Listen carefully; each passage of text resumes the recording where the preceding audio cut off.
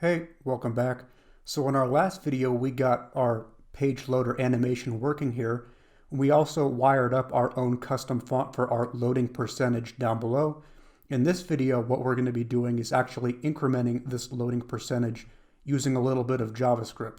So if that sounds good, let's go ahead and dive right in. I'm going to quit Safari, come into my loading indicator folder, and I'm going to duplicate part 3. Duplicate. Just renaming it to part 4. I'm going to go ahead and drag that onto Visual Studio Code and direct my attention into index.html.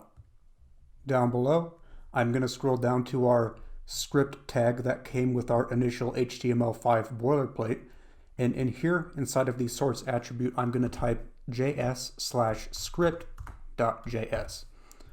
Go ahead and Command S to save. Obviously that is not created, so I'm going to come into the root of the part 4 folder, create another new subfolder called JS, and inside of JS we can make a file script.js. Great. Now in here, I'm going to kick things off by making a comment, handle, increment, counter for page loader. Come down here and make a separator line just to keep things nice and tidy. And right off the bat, there are a couple of variables we want to create. The first one is called loading percentage. Oops, want to camel case that. Loading percentage h1. And we want to set that equal to document.querySelector. And what we want to target is our page loader percentage class. So page loader percentage. Directly below, I'm going to make another variable. Notice I'm using the let instead of const keyword because we are going to be redeclaring this variable later. I'm going to call this current loading percentage, initializing that to 0.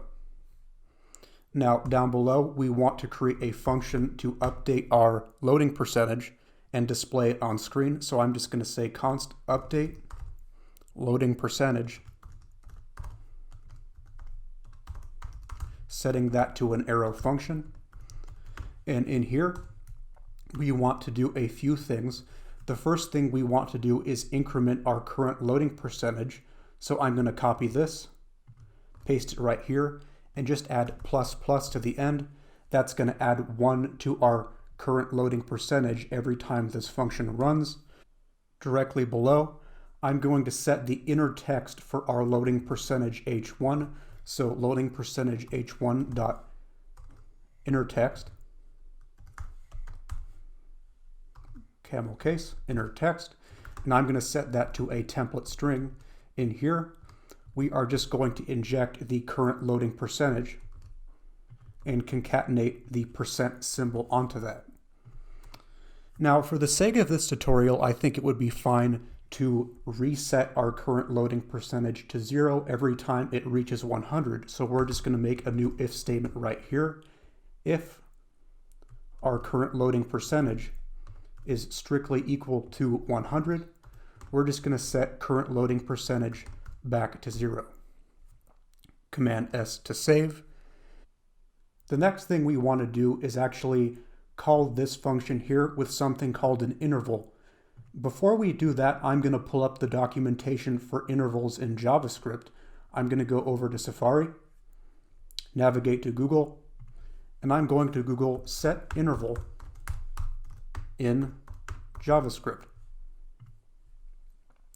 I'm going to come down to this link at developer.mozilla.org down here, window or worker global scope.setInterval. And below, if you read some documentation, you will eventually see we can get a handle on an interval by creating a variable and setting it to window or something else .setInterval passing in some parameters. So I'm going to go ahead and copy this right here, Command C. I'm going to come back over to Visual Studio Code, and I'm going to paste that in. Now, there are a couple changes we want to make. Using the var keyword is actually outdated, so I'm going to replace this with const since we are not going to redeclare it. And these optional placeholder parameters we can get rid of as well. We want to pass in update loading percentage, and we want to call this every 200 milliseconds. I'm going to hit Command S to save. I'm going to quit Safari and minimize my Visual Studio Code window. And if I open index.html inside of the browser, you can see this is incrementing, and when it gets to 100, it will eventually reset itself back to 0. All right, that is it for this video, and that is it for this tutorial series. I will see you in the next series of videos. Have a good one and stay tuned.